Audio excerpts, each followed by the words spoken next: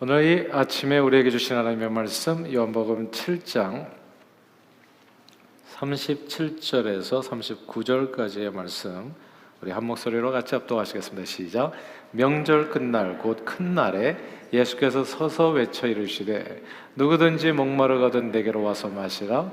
나를 믿는 자는 성경의 이름과 같이 그 배에서 생수의 강이 흘러나오리라 하시니 이는 그를 믿는 자들이 받을 성령을 가리켜 말씀하신 것이라. 예수께서 아직 영광을 받지 아니하셨으므로 성령이 아직 그들에게 계시지 아니하시더라. 아멘. 하나님 아버지, 오늘은 생수의 강, 영원의 생수라고 하는 제목으로 말씀을 나누려고 합니다. 성령 하나님께서 말씀을 통해서 우리 심령의 역사해 주심으로 예수 믿는 자에게 성령님을 선물로 주셔서 광야 같은 인생길에서 다시는 목마르지 않도록 생수의 강을 터져나오게 해주시는 것 주님께 감사하며, 그 주님을 우리 생이 다하는 날까지 땅끝까지 증거하는 일에 존귀하게 쓰임받는 저희 모두가 되도록 축복해 주옵소서. 예수님 이름으로 기도합니다. 아멘. 지난달 5월 8일 김지하 시인이 소청하셨습니다. 김지하 시인은 1970년대 유신 독재에 가장 치열하게 저항했었던 문인이었습니다. 특히 그분이 지은 타는 목마름으로라는 제목의 시는 노래로도 만들어져서 군사정권 아래 신음하던 많은 사람들에게 타는 목마름으로 타는 목마름으로 민주주의여 만세, 이렇게 마치 애국가처럼 한때 이렇게 불려지기도 했었던 그런 시였습니다. 그때 우리는 모두 민주주의를 타는 목마름으로 고대했었습니다. 오늘 저와 여러분들이 함께 읽은 성경 본문은 유대인의 3대 명절 중 하나인 초막절 마지막 날에 예수님께서 모인 사람들에게 한 말씀입니다. 초막절의 의미는 그 말 그대로 그 옛날 이스라엘 백성들이 출애굽한 후에 40년 광야 생활을 하면서 초막, 풀로 장막을 지은 것을 기념하는 절기입니다. 초막절에 이스라엘 백성들은 보통 세 가지 예식을 거행했습니다. 물을 깃고 물 따르기, 그리고 등을 밝히기, 그리고 초막을 짓고 광야 생활 체험하기, 이렇게 이제 세 가지를 거행하곤 했었습니다. 초막절 기간에 행해지는 이 물 깃고 따르기는 매일 아침 이제 일주일 동안 진행되어지는데, 매일 아침 이제 제사장이 금으로 만든 물단지를 가지고 실로암 연못에 가서 물을 길어다가 성전 제단에 이제 부어서 바칩니다. 여기엔 광야 생활 중 물이 없었을 때 하나님께서 반석에서 생수를 내신 것을 기념하는 그 의미가 담겨 있습니다. 동시에 초막절에 이어지는, 바로 이어져서 보리 파종이 되거든요. 그래서 이제 이 물을 이렇게 따라서 이제 이렇게 하는 예식을 통해서 하나님께 정말 이른 비를 기원하는 그런 의미도 있습니다. 또한 메시아가 오실 때 부어질 그 성령님을 상징하기도 합니다. 유대인들은 초막절 끝날을 큰 구원의 날로 지켰습니다. 저들은 이 날을 지난해의 죄를 용서받을 수 있는 마지막 사죄의 날이라고 믿었습니다. 그래서 초막절 마지막 날 제단에 물을 부으면서 이제 사죄의 은총에 감사하고 성령님께 사로잡히기를 그렇게 기도했습니다.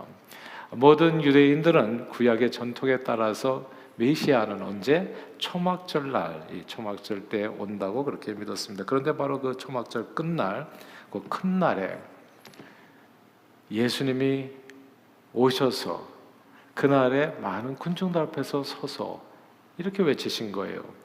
누구든지 목마르거든 내게로 와서 마시라. 그리고 그 다음에 놀라운 말씀을 해 주셨습니다. 그 말씀이 오늘 본문 38절이에요. 38절 우리 한번 같이 한번 읽어볼까요? 시작. 나를 믿는 자는 성경의 이름과 같이 그 배에서 생수의 강에 흘러나오리라 하시니. 아멘. 여기에서 우리는 광야 생활을 기념하는 날이요 메시아가 오시리라 기대되는 이 초막절에 누가? 예수님께서 서서 외쳐 이르시되 나를 믿는 자는 그 배에서 생수의 강에 흘러나리라고 말씀하신 내용을 우리는 주목해야 됩니다. 사랑하는 여러분, 이 초막절은 출애굽 시절 이스라엘 백성들이 광야 생활을 기억하는 날입니다. 풀 한 폭이 시원하게 자라지 못하는 그 광야에서 가장 필요한 것이 뭘까요? 그것이 물입니다.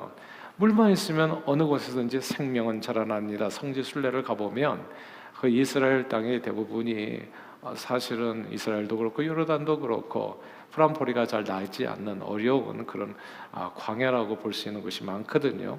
근데 그렇게 푸른 식물이 없는 광야에서 가만 보면은 또 어느 구석에는 또 나무가 서 있는 것을 보게 돼요. 틀림없이 물이 있는 것입니다.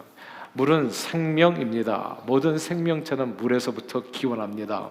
외계에서 생명체의 흔적을 찾을 때 가장 먼저 하는 작업이 물이 있는지 없는지 여부, 이것을 보는 이유가 있는 거죠. 지구가 생명으로 충만한 까닭은 지구 표면의 70%가 물로 되어 있기 때문입니다. 사람의 70%도 이제 물로 이루어져 있습니다. 이 사람의 몸에서 1, 2%만 물이 빠져도 심한 갈증에 시달리게 되고, 그리고 5% 이상 물이 부족 상태가 되면 혼수 상태에 빠진다고 하잖아요. 동물도 식물도 사람도 다 물이 없으면 죽습니다. 이스라엘 백성들이 40년 동안 광야 생활을 할 때 하늘에서 내리는 만나와 메추라기도 필요했지만 그들의 생존에 가장 중요했던 것은 물이었습니다. 그리고 놀랍게도 하나님께서는 그 물 만나기 무척 어려운 광야에서 무려 40년 동안 그들에게 물을 공급해 주셨습니다. 어떻게 물 없는 광야에서 한두 사람도 아니라 200만 명이나 되는 사람들에게 이 엄청난 양의 물을 공급해 줄 수 있었을까요? 그렇게 물을 하나님께서 어떻게 공급하셨는지 말씀이 성경에 나와요. 우리 다 함께 시편 78편 15절 16절 같이 한번 읽어볼까요? 화면에 나옵니다. 우리 화면을 보고 같이 읽겠습니다. 시작. 광야에서 반석을 쪼개시고 매우 깊은 곳에서 나오는 물처럼 흡족하게 마시게 하셨으며 또 바위에서 시내를 내사 물이 강같이 흐르게 하셨으나. 아멘. 어디서 물을 내셨다고요? 반석을 쪼개서 그곳에서 물이 흐르게 하셨다. 사실 이 내용은 이해하기 어렵습니다. 그리고 바위에서 터져 나온 물이 그냥 쫄쫄쫄 나온 게 아니라 강처럼 흘렀다. 이 말을 믿기는 어려워요. 그러나 하나님께서는 우리가 믿기 쉽든지 어렵든지 상관없이 광야에서, 물 없는 광야에서 분명히 물을 내셨습니다. 강물 같은 물을 내셨어요. 어디에서? 반석에서. 그리고 성경은 이 반석이 예수 그리스도를 상징한다 말씀합니다.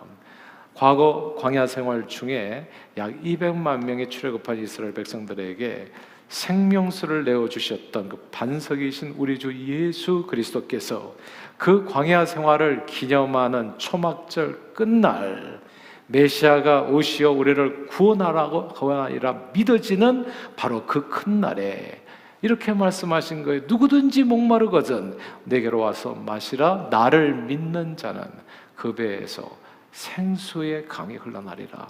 쫄쫄쫄 물이 나오는 게 아니라 생수의 강이 터져 흘러나리라 선포하셨습니다. 그러나 여기에서 주님이 말씀하신 물은 우리 육신의 갈증을 해소하기 위한 H2O는 아닐 거예요. 그렇죠? 예수를 믿으면 H2O가 배에서 쏟아져 나온다? 이건 틀림없이 아니죠. 예. 그거를 얘기하기는, 그걸 우리가 믿기에는 너무나 이성적이잖아요. 예. 이건 H2O가 아닌 겁니다. 그렇다면 여기에서 말하는 물은 도대체 무엇일까요? 그 물에 대한 말씀이 그 다음 이어지는 말씀에 설명이 되어 있잖아요. 39절을 같이 읽겠습니다. 우리 39절 볼까요? 시작. 이는 그를 믿는 자들이 받을 성령을 가리켜 말씀하신 것이라. 예수께서 아직 영광을 받지 아니하셨으므로 성령이 아직 그들에게 계시지 아니하시더라. 아멘. 여기서 믿는 자들이 받을 성령, 이 구절을 주목해야 됩니다. 광야 생활에서 육신의 생명 유지를 위해서 꼭 필요한 것이 물이라 했습니다. 그런데 사람들은 목이 마르면 물을 마셔야 된다는 것은 알지만 광야 같은 인생길에서 우리 영혼의 생존에 꼭 필요한 것이, 영혼에 꼭 필요한 생수가 있다는 사실은 잘 몰라요. 몸에 물이 필요하다는 것은 아는데 우리 영혼에도 생수가 필요하다는 건 모릅니다. 그 영혼의 생수가 성령님이십니다. 그리고 그 성령님을 선물로 주시는 분이 예수님. 예수 믿으면 성령을 선물로 받게 됩니다. 이 성령님이 우리 영혼의 생수입니다. 성령으로 아니하고는 우리 영혼은 그 무엇으로도 만족할 수 없습니다. 성령 받기 전과 후가 뭐가 차이가 나는지 말씀드릴게요. 성령 받기 전에 영혼은 만족함이 없어요. 항상 갈급한 상태에 놓여 있습니다. 갈급하게 살아가게 되어 있어요. 군사정권 시절에 사람들은 우리에게 민주주의가 없어서 우리 모든 인생이 목마르다고 생각했었습니다. 그래서 타는 목마름으로 민주주의를 부르며 군사 파쇼 정권이 무너지고 국민에 의한 국민을 위한 문민 정부가 들어서기를, 그러면 이 목마름이 사라지리라 기대하면서 문민 정부가 들어서기를 진짜 타는 목마름으로 기다렸습니다. 그러자 지성이면 감천이라고 실제로 군사 정권이 노태우 정부를 끝으로 마감하고 드디어 우리가 그토록 타는 목마름으로 고대하던 문민 정부가 들어섰어요. 국민 투표로 뽑은 대통령이 당선되자 우리는 더 이상 민주주의에 대한 갈증이 사라질 줄 알았습니다. 그런데 그 이후로 민주주의에 대한 갈증은 더 심해졌어요. 촛불과 태극기로 극명하게 서로 갈려서 한 번도 경험해보지 못한 이상한 세상을 만나게 됐습니다. 사실 군사 정권 시절에 모든 사람들이 다 타는 목마름으로 민주주의만을 원했던 것은 아니었습니다. 그때 의식화된 사람이라고 얘기해야 되나? 이렇게 좀 미래를 내다보는 사람들, 나라의 운명을 걱정하는 사람들 얼마나 많았겠어요. 모두가 다 살기에 바쁜데. 근데 살기에 바빠서 각자 나름대로 살아갔다고 하지만 그 목마름이 꼭 민주주의만은 아니었다는 거죠. 어느 시대나 사람들의 마음에는 이런저런 누구나 다 어떤 종류의 목마름을 갖고 살아갑니다. 사람마다 그 목마름의 종류가 다를 뿐이죠. 그리고 강도가 다를 뿐입니다. 사랑하는 여러분들은 어떤 타는 목마름으로 살아가고 계십니까? 어떤 사람은 이런 목마름이 있을 거예요. 부어라 마셔라 술과 고기에 대해서 타는 목마름으로 사모하는 사람들이 있을 겁니다. 좋은 집, 좋은 차를 사모하는 사람들도 있더라고요. 그냥 좋은 집을 사고 또 좋은 집을 꾸미는 걸로 인생을 막 투자해서 사는 사람들, 좋은 차를 타고 다니는 것을 기쁨으로 생각하는 사람들, 또 시간만 나면 이제 컴퓨터 앞에 앉아가지고 이제 게임을 하는 사람들, 게임에 목마른 사람들이 많아요. 특별히 젊은 분들 가운데서는 제가 놀랐어요. 저와 대화를 하면서도 게임을 하더라고. 이 멀티태스킹이 가능하더라고. 게임을 하면서 대화를 해. 이게 어떻게 가능한지 알 수는 없는데 하여튼 말을 다 알아듣고 답변도 하면서 게임을 해요. 그러니까 하여튼 놀라운 세대에 우리가 살아가고 있는데 폭 빠진 거죠. 드라마, 영화에 빠진 사람, 골프 운동에 빠진 사람, 맛있는 음식, 세상 구경에 빠진 사람, 타는 목마름으로 대상이 다를 뿐이지 다 그 목마름이 있다는 거죠. 세상 쾌락에 빠진 사람, 어떤 사람은 명품에 빠진 사람, 골동품, 미술품, 우표 수집, 하다못해 음반 수집, 동물, 식물 등등 우리는 뭔가에 대한 심한 갈증을 느끼고 쫓아다니면서 살아갑니다. 사람은 누구나 다 이런저런 목마름 가운데 살아갑니다.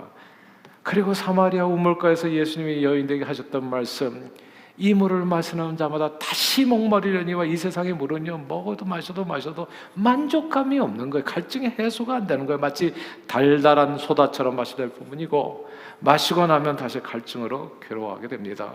바둑 한 판 더 보세요. 그게 끝나나요? 아니에요. 다음 한 판이 바둑 생각이 간절해지게 되고 골프 한번 치고 나면 다시 골프장에 나갈 일로 몸과 마음이 들썩해지는 겁니다. 먹는 것에 빠지고 나면 맛집 찾아 산만리길을 헤매고 다닙니다. 진짜. 어디에 있어도 찾아가요. 그 먼 길을. 부모님 댁에는 잘 안 가는데 찾아가요. 전도서 말씀, 눈은 보아서 족함이 없고 귀는 들어서 더함이 없다고. 인간의 목마름은 가히 끝이 없습니다. 젊은 시절에 한때 저도 이런 목마름을 경험했었어요. 목마름이 딴 게 아니에요. 그냥 갈증이 있는 거예요. 그냥 세상 모든 빛나는 것들에 대한 갈증이 있는 거예요. 반짝이는 것들에 대한 사모함이 있는 겁니다.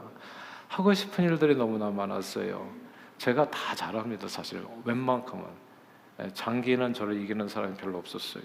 이건 뭐 지금은 말할 거예요. 틀림없이 도전하지 마세요. 바둑은 1급. 그때 옛날에 당구 300, 무협소설 엄청 많이 읽었습니다. 무엇이나 한번 빠지면 도대체 헤어나오지를 못했어요. 그냥 밤을 샜어요. 그냥 고수도 밤을 샜어요. 친구들과 어울려 노는 거, 여행하는 거 너무 재밌었어요. 근데 그런 일들이 제 영혼의 목마름을 다 만족시켜주지 못했어요. 그러니까 오늘은 이거, 내일은 저거 그냥 헤매고 다니는 거예요. 그러다가 주님을 제 마음의 구원자와 주님으로 만나고 영접하게 됐어요. 주님을 만난 후에 정말 신기하잖아요, 여러분. 제 안에 갈증이 없어진 거예요. 친구 없이는 못 산다 생각했어요. 그래서 엄청 친구 좋아했어요. 맨날 집에서 같이 자고 또 가서 자고, 맨날 돌아다니고, 어제 만났는데 오늘 또 보고 싶은 거지, 매일같이. 근데 예수님이 제 친구가 된 후로 사람에 대한 갈증이 있습니다. 사람마다. 근데 이 사람에 대한 갈증이 사라졌어요. 동물도 좋아했고 식물도 좋아했는데 수많은 일들이 제 마음을 빼앗는 경우가 많은데, 예수 만나고 난 후에 이전에 좋던 것 이제는 값없다고 다 흥미를 잃었어요. 신기하게도 뭔가에 빠지는 일, 중독되는 일이 사라졌습니다. 중독이 없어졌어요. 제일 먼저 술, 담배가 사라졌어요. 술은 엄청 좋아했는데 그냥 주님 만나고 그냥 끝. 담배는 뭐가 그렇게 한이 많은지 뻑뻑 피어댔었는데 그것도 끝.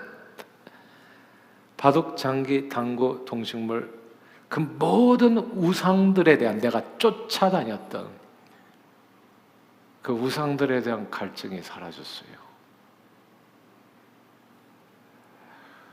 아무것도 없는데 모든 것이 채워진 느낌, 혼자 있어도 외롭지 않고 가난해도 부유한 느낌, 마음에 말할 수 없는 평화와 기쁨이 차올랐습니다. 예수님을 믿은 후 제 인생에 뭔가 신비로운 힘으로 가득 채워졌어요. 오늘도 저는 그 힘으로 살아가요. 혹자는 젊은 분들, 아직 예수를 잘 모르시는 분들 가운데 이런 질문을 하더라고요. 교회는 다니지만 예수 모르는 사람도 꽤 많아요. 제가 22살에 예수님을 제 마음의 구원자 주님으로 믿었는데 22살까지 제가 교회를 안 다닌 게 아니에요. 모태신앙으로 열심히 다녔어요. 교회를 22년 동안. 근데 주님을 진짜 믿는 게 달라요. 나를 믿는 자는 생수의 강이 터져나리라. 요거 경험하기 전에는 믿음이 뭔지 I don't know. 전 몰랐어요. I'm not sure about you. 혹자는 그래서 교회는 다니지만 교회는 안 다니고 예수 믿으면 무슨 재미로 사나 이렇게 물을지 모르지만 그건 진짜 신앙생활이 뭔지 모르는 사람 이야기입니다. 예수 믿고 나를 믿는 자는 그 배에서 생수의 강이 넘쳐나리라. 예수님을 믿고 예수님께서 주시는 성령님으로 삶이 충만해지면 과거에는 진짜 전혀 몰랐던, 알 수 없었던 그 행복을 알게 됩니다. 아, 이게 진짜 인생을 사는 맛이구나. Before and After가 진짜 다른 거예요. 이거 Before는 늘 또 다른 갈증을 불러일으키는 순간적이고 찰나적인 행복, 그걸 쫓아다 다녔었는데 After에는 충만하게 쫓아다닐 필요 1도 없는 저절로 채워지는 위로부터 하늘 위에서 내려오네 그 무슨 평화인가요? 행복이 있다는 것을 알게 됩니다. 언제 어디서 무슨 일을 당하든지 아무도 빼앗아갈 수 없는 성령님만이 제 삶에 채워주실 수 있는 사랑, 기쁨, 그리고 화평입니다. 예수님은 사마리아 우물가에서 남편을 5이나 바꿨잖아요. 이 남자 결혼했는데 아닌가요? 갈증이죠. 목마름이에요. 다른 남자를 또 선택했잖아요. 그것도 아니에요. 몸이 약간 넓었던 사람, 약간 홀쭉했던 사람, 키가 큰 사람, 작은 사람 다 트라이 해봤는데 다 아니잖아요. 이 우물물을 마시는 자마다 다시 목마르리니와 내가 주는 물을 마시는 자는 그 안에서 영원하도록 솟아나는 샘물이 되리라. 예수님 말씀 그대로 예수님을 믿어 성령님을 구하여 성령 충만을 받게 되면 다시는 그 무엇에도 목마르지 않은 삶을 살게 됩니다. 이 생에 대한 목마름도 없습니다. 오늘 죽어도 여한이 없는 인생입니다. 저는 진짜 오늘 죽어도 여한이 없어요. 여러분은 어떠세요? 죽고 사는 모든 삶의 집착이 사라집니다. 그러니까 불교에서는 이 집착 때문에 문제가 생긴다고 하잖아요. 막 도 닦고 그러잖아요. 도 닦을 필요 1도 없어요. 집착 그냥 없어져요. 성령님이 함께 하시면 진짜 이게 perfect freedom, 완전한 자유예요. 소원이 있다면 이런 거, 그저 눈 감을 때 하늘나라 갈 때 좀 아프지 않고 가면 좋겠다라는 소원 정도 있어요. 예. 병원에 누워있다 가지 않았으면 좋겠다라는 소원.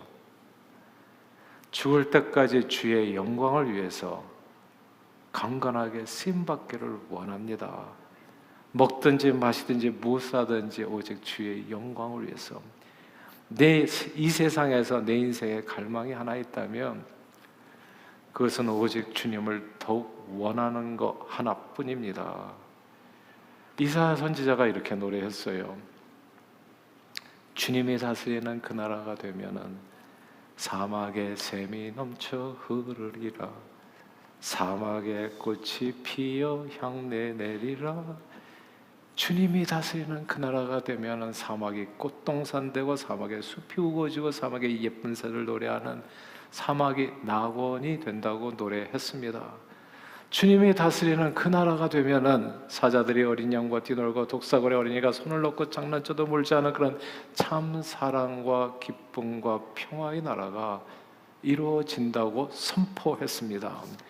이사야 선지자는 오늘날 온갖 환경 오염과 추위와 더위와 지구온난화, 먹을 것 쪼가리를 두고서 전쟁을 벌이고 우크라이나 전쟁 생존 경쟁하는 세마이 지옥 같은 이 세상이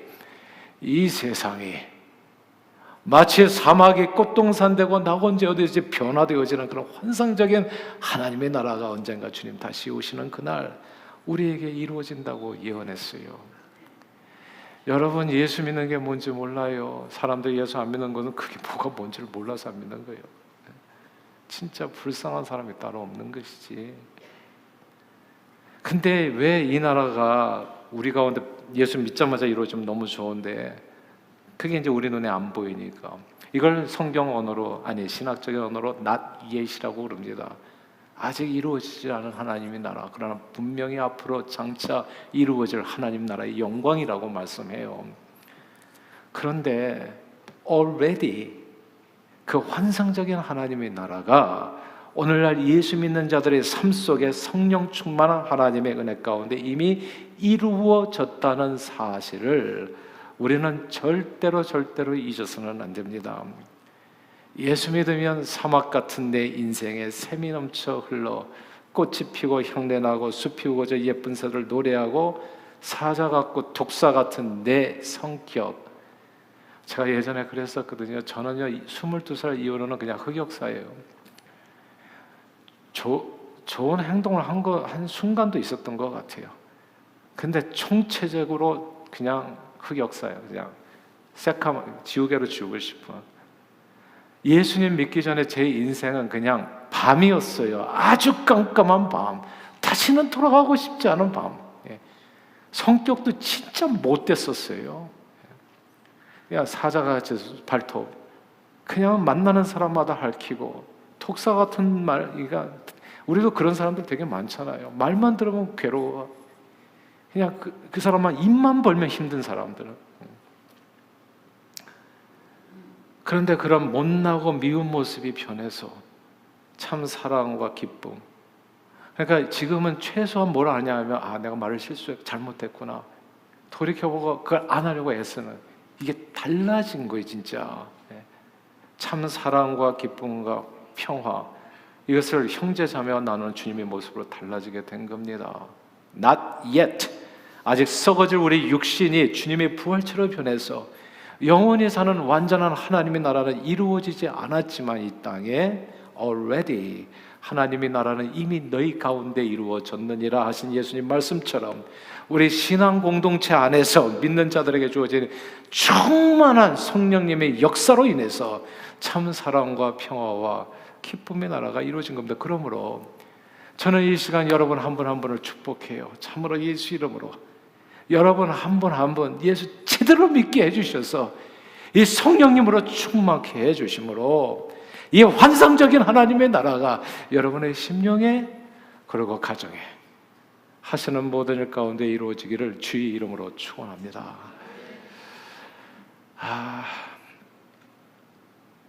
오래전에 나라 모습을 걱정하면서 이제 타는 목마름으로 민주주의를 사모했던 의식 있는 아주 멋진 젊은이들이 있었습니다.